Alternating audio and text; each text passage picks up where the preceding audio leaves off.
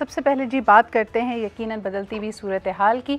कल president Trump की statement आपने सुनी जिसमें उन्होंने वाज़े तौर पे कहा कि एक और मुआहदा करना होगा and Iran must come forward on the dialogue table. लेकिन मोस्ट इम्पॉर्टेंटली उन्होंने ये भी इंदिया दिया कि ईरान ये जंग नहीं जीत रहा है। दूसरी तरफ ईरान के मुताबिक उन्होंने कहा कि गुज़िश्ता शब के बारे में कहा कि हम इस रात को दिन में तब्दील कर देंगे and the biggest ever missile attack on Israel is being planned by Iran. ये कैसे एग्जीक्यूट होगा, क्या सूरत हाल होगी, आपके सामने रखेंगे। लेकिन कल हमने देखा कि ईरान के मुख्तलिफ अहदाफ के ऊपर इसराइल ने हमला किया जिसके अंदर उनका state television during the transmission भी शामिल था और ये पूरी दुनिया ने रिकॉर्ड किया। It is a very interesting situation because दुनिया भर के जो माहिरीन हैं, जो एक्सपर्ट्स हैं इस खत्ते को देखते हुए ये मानते हैं कि it is Israel that has effectively derailed the peace process and any conversation, any dialogue with Iran. 5 rounds हो चुके थे और अब ईरान का जो इसके ऊपर एक उसूली मौक़िफ़ है वो ये है कि जब जारियत का ये अंदाज़ आप देखते हैं, जब इजराइल की ये अटैक्स अपनी सॉवरेंटी पे देखते हैं, तो अब इस वक्त इस लम्हे डायलॉग की कोई गुंजाइश नहीं है। दूसरी तरफ हमने देखा कि कल जिस मौजू के लिए मैं यहाँ पे मौजूद थी, which is the PIMEC, the upcoming Pakistan international maritime seminar and expo, उसके अंदर भी जब प्राइम मिनिस्टर साहब तशरीफ़ लाए, मुख्तलिफ और एम्बेसडर्स और सुफरा वहाँ पर मौजूद थे इंक्लूडिंग फ्राम ईरान। एक दफ़ा फिर पाकिस्तान की तरफ से मुकम्मल इजहार यकजहती किया गया है और यकीनन ईरान की सॉवरेंटी पे इस अटैक को पाकिस्तान स्ट्रांगली कंडेम करता है। लेकिन दूसरी तरफ हमने ये भी देखा कि डेली मेल के साथ साथ मुख्तलिफ जो इंटरनेशनल जरीदे हैं वो पाकिस्तान को इसमें इम्प्लिकेट करने के लिए डिसइंफॉर्मेशन फैला रहे हैं। एक ख़बर आपने भी देखी होगी जिसमें यह कहा गया कि पाकिस्तान ने किसी किस्म की यकीन दहानी कराई है ईरान को कि अगर उसके ऊपर कोई बड़ा अटैक होता है, मिसाल के तौर पर कोई न्यूक्लियर अटैक की तरफ बात जाती है, तो फिर पाकिस्तान इज़हार यकजहती में अपने न्यूक्लियर असासों को इस्तेमाल करेगा, which is absolutely nonsense and nonsensical. कल हमने देखा कि इसके बारे में पार्लियामेंटेरियंस और सीनियर जो लीडरशिप है पाकिस्तान की, उन्होंने बड़े वाज़े अल्फाज में कहा। इसके अलावा नायब वज़ीर आज़म जनाब इसाक डार साहब ने भी इसकी पुरज़ोर मज़म्मत की और तमाम पार्लियामेंटेरियंस को, सुफरा को और मिनिस्टर्स को ये बड़ा स्ट्रॉन्ग पैगाम दिया। एक दफ़ा फिर हम आपको ये भी बताते चले कि पाकिस्तान ने जहाँ ये यकीन दिलाया है कि सिफारती तौर पे हर फोरम पे पाकिस्तान ईरान के साथ खड़ा है, इसका भी इस पे इजहार तशक्कुर करते हुए ईरान की जो पार्लियामेंट है उन्होंने पाकिस्तान का शुक्रिया अदा किया। वहाँ पे हम देख सकते हैं कि पार्लियामान में पाकिस्तान तशक्कुर की सदाएं बुलंद थी क्योंकि पाकिस्तान की सेनेट ने भी इसको पूरी तौर पे सपोर्ट किया है। इस वक्त हमारे साथ मौजूद हैं जनाब डिफेंस एनालिस्ट हैं जनाब एयर कॉमोडोर खालिद चिश्ती साहब रिटायर्ड, और इनसे जानेंगे कि अक्सर जो आयरन डोम की बात की जाती है कि जो इज़राइल का दिफा है वो नाकाबिल तस्खीर है। एक दफ़ा फिर हमारे सामने आया कि ऐसा मुमकिन नहीं है। तल अवीव में और जेरूसलम में मुख्तलिफ़ मकामात पे कल से सायरन बजते रहे, मुख्तलिफ़ मकामात पे जहाँ ईरानी मिसाइल गिरे वहाँ पे तबाहियों का भी इंतहा की इत्तलाआत आ रही हैं। इसके साथ साथ तकरीबन 22 से 23 लोगों के हलाक होने की ख़बर आ रही है इज़राइल से। इस पर ज़रा गुफ्तगू करते हैं। खालिद साहब अस्सलाम वालेकुम, thank you so much for joining us this morning. इस वक्त भी इंटरसेप्ट किया जा रहा है और कह रहे हैं कि लेबनान एंड जॉर्डन की तरफ से सपोर्ट हासिल है इज़राइल को। What is helping and what is going in the favor of Israel? फिर हमने ये भी देखा कि यूक्रेन की तरफ जाते हुए जो मुख्तलिफ अमेरिकन मिसाइल्स थे उनका भी रुख मोड़ कर किसी भी मशरक़ वस्ता में बदलती हुई सिचुएशन को डील करने के लिए उनको वहाँ पे तैनात कर दिया गया है। बरतानिया ने भी कुछ अपना असला, कुछ अपने असासे मशरक़ वस्ता की तरफ मूव किए हैं। How are you seeing this this situation developing? वालेकुम सलाम and thank you very much miss Sidra for inviting मी।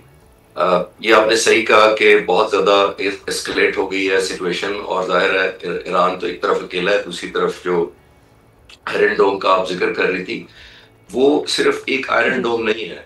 मैं आपके व्यूअर्स को सबमिट करता चलूँ कि ये बुनियादी तौर पर जब एक वेपन ईरान से टिपिकली ट्रेवल करता है, चाहे वो बैलिस्टिक मिसाइल है, उसको बहुत ज़्यादा रेजिस्टेंस का सामना है। जबकि इजराइल की तरफ से आने वाले ना पहले दिन जो 200 जहाज थे उनको कोई रेजिस्टेंस नहीं, बल्कि उनको एट वे रिफ्यूज भी किया गया बहुत सारे टैंकर्स, और इजराइल के पास सिर्फ कोई 5 या 6 टैंकर्स हैं और बाकी जो मुझे लगता है कि बहुत सारे दर्जन भर प्लस जो टैंकर्स हैं वो उसको प्रोवाइड किए गए थे जो 200 जहाज़ों को वापसी पर रिफ्यूल भी किया था। ना सिर्फ इंटरसेप्ट नहीं किया गया उन जहाज़ों को बल्कि फैसिलिटेशन की गई। दूसरी बात, जब यहाँ से मिसाइल जाता है जिसका आप जिक्र कर रही थी, तो उसको बहुत ज्यादा मुश्किलात का सामना होता है या रेजिस्टेंस या डिफेंस का रेजिस्टेंस मिलती है। वो ये है कि जब ये एयर स्पेस से गुजरता है तो इन मुल्कों में जो नेबरिंग कंट्रीज हैं उनमें बुनियादी तौर पर वेस्टर्न एयर डिफेंस सिस्टम है, मोस्टली अमेरिकन है, तो वो इंटरसेप्ट करता है। दूसरा, समंदर पर उनका एक एयरक्राफ्ट कैरियर डिप्लॉयड है, उसके पास भी यही फैसिलिटी होती है टू इंटरसेप्ट एंड शूट, और वो भी ज़ाहिर उन ड्रोन्स को और बैलिस्टिक मिसाइल्स को टारगेट करता है। अब आते हैं, जब वो इजराइल की एयर स्पेस में एंटर होता है तो इजराइल के पास 4 एयर डिफेंस की लेयर्स हैं। जो आउटर स्पेस की लेयर है वो है एरो 3, यानी ये स्पेस और जो अपर स्पेस से आते हैं उनको इंटरसेप्ट करता है। उसके बाद एरो 2 है, फिर उसके बाद डेविड स्लिंग है, यानी ये मीडियम और हाई ऑल्टीट्यूड इंटरसेप्शन करता है। जो लास्ट रेजिस्टेंस है जिसका आप जिक्र करिए वो आयरन डोम है, जिसका इतना मान था या एक मिथ क्रिएट की गई थी कि इम्प्रैग्नेबल है, पॉसिबल ही नहीं है, वो भी अब शैटर हो गया कॉन्फिडेंस। जो फर्क आया है बुनियादी तौर पर, मैं ये अर्ज करते चलूं कि वो इसलिए था कि एक बहुत हाइप ना सिर्फ वेस्ट ने क्रिएट की थी इन डोम्स और एयर डिफेंस सिस्टम्स के बारे में, बल्कि इसराइल के लोगों को ये बहुत यकीन दिलाया गया था आर्म फोर्सेस की तरफ से, पर्टिकुलरली इसराइली आर्म फोर्स, कि ये तो पॉसिबल ही नहीं है कि किसी वेपन्स का पेनिट्रेट होना। एक बात। दूसरी बात एक इंपॉर्टेंट ये है कि अगर आप कंपेयर करती चलें, और ये लॉजिकल बात है, इसराइली लोगों के ज़हनों में अगर ये है कि ये पॉसिबल नहीं है इसको एक्सेप्ट करना, तो वो एक हाइप या एक्सपेक्टेशन या एक परसेप्शन बनाया गया है, और वो रियलिटी बेस्ड था। आज से पहले वो रियलिटी बेस्ड इस तरह था कि इसराइल को पिछले 75 सालों में अमेरिका ने $260 बिलियन का वेपन और आर्म्स एक्सपोर्ट किए हैं या एड दी है। अब दूसरे मुल्कों का अगर कंपेयर करें तो नंबर 2 पर इजिप्ट है, जिसको 50 बिलियन का दिया गया पिछले 75 सालों की मैं बात कर रहा हूँ। और अगर पूरी दुनिया का बाकी का इकट्ठा कर लें तो इसराइल की एड जो 260 बिलियन अमेरिका की, उससे ज्यादा है। तो आप इमेजिन करें इन सर्कमस्टांसेस में कोई भी इजरायली ये यकीन करने पर मजबूर होगा कि हमारे पास वो सिस्टम है जो दुनिया के किसी पास नहीं है, और सबसे ज्यादा एड के रिसीवमेंट हम है, जो state of the art technology west की हो, यूरोप की हो या अमेरिका की हो, वो इजरायलियों को अवेलेबल है। तो डेफिनेटली ये कॉन्फिडेंस बहुत शैटर हुआ है, और जो ऑब्वियसली ईरान के लिए एक बड़ी मोरल बूस्टिंग भी है। और ऑब्वियसली अगर सीज़फायर जब भी होता है, सवाल अगर आपसे करती चलूं कि जिस तरह हम समझते हैं कि वॉर गेम्स खेले जाते हैं, ऑप्टिक्स को मैनेज किया जाता है, क्या आप नहीं समझते कि पौने 2 साल कबल जो इन्होंने हमास पे इल्ज़ाम लगाया था कि एक बहुत बड़ा the people have been taken, refugees हैं हमारे लोगों को हमने छुड़वाना है, और उसके तहत हमने देखा कि थ्रू आउट ये ग़ज़ा की सिचुएशन रही। क्या आप समझते हैं कि कुछ मिसाइल्स को शायद इंटरसेप्ट करने इसलिए भी दिया गया है ताकि वो अपने जो एक्शंस, या अब जिस तरह ये आगे सिचुएशन बढ़ेगी, लेजिटिमाइज करना चाहते हैं अपनी जारहियत को towards Iran by creating this situation? देखिए, ये तो जो बड़े मुल्क हैं वो एक दूसरे मुल्क को जरूर जीनी या मॉन्स्टर क्रिएट करते रहे हैं हिस्टोरिकली, ये आज की बात नहीं है। आप मैं फ्लैशबैक करें हिस्ट्री में, तो इराक की जब सद्दाम हुसैन थे उनके रहनुमा, तो आप उस टाइम पे चले जाएं तो सद्दाम हुसैन को कहा गया था कि ये 4th लार्जेस्ट एयरफोर्स है, 5th लार्जेस्ट आर्मी है, वेपन्स ऑफ मास डिस्ट्रक्शन, बस किसी वक्त 40 मिनट में वाशिंगटन पहुंच जाएंगे। तो ये जिन्हें क्रिएट की गई थी। आपने देखा ग्राउंड पे क्या हुआ, एलाइड फोर्सेस को सिर्फ 100 घंटे लगे थे रात पहुंचने में। तो दैट मीन्स वो पहले लेजिटिमाइज करते हैं, परसेप्शन बिल्ड करते हैं, चैनल मीडिया वॉरफेयर के थ्रू साइकोलॉजिकल ऑपरेशंस में ये पिक्चर देते हैं या बिलीव करने पर मजबूर करते हैं लोगों को कि अगर इस जिनी को ना मारा गया या ना कंट्रोल किया गया तो फिर तो पता नहीं हम सब खतरे में। यही आप इसराइल के बारे में देख लें, 2012 में प्राइम मिनिस्टर ऑफ इसराइल का बयान पढ़ ले, उन्होंने कहा था Iran is days away from making a nuclear bomb. 2012 में कहा था, 13 साल गुजर गए। तो ये परसेप्शन और बयानियां ही एक डायमेंशन पे नहीं होता, और सिर्फ हमास के खिलाफ या होतीज के खिलाफ या हिजबुल्लाह के खिलाफ नहीं है, ये सबके खिलाफ होता है। पहले एक लेजिटिमाइजेशन की जाती है, असला बाद में भी लेना होता है, ये कह के कि हम बड़े विक्टिम थे, हमें तो बहुत ज्यादा बीटिंग मिली, हमारे तो पेनिट्रेशन हो गई सारे रेडार्स की, अब हमें नए वेपन मिलने चाहिए, नया डिफेंस। ये लॉन्ग टर्म दोनों के लिए होता है। एक सिंपैथी वर्ल्ड की क्रिएट की जाती है कि ईरान को साबित किया जाए कि बहुत बड़ा मॉन्स्टर था और देखा आपने हम सही कहते थे, और दूसरा वही जैसे मैंने अर्ज किया कि वो लोगों की सिंपैथी, और बाद में ऑब्वियसली एक काउंटर अटैक या सैंक्शंस या जो भी हो उसके लिए उनको मदद मिलती है। Khalid sahab, there is of course a political angle to it, और लोग कहते हैं कि नेतन्याहू इन तमाम डिस्ट्रैक्शंस के ज़रिए, जहां उन्होंने पॉलिटिक्स ऑफ फियर को इतना ज़बरदस्त ये कार्ड खेला है, you know, he has made himself indispensable to the Israeli government and politics at this point in time.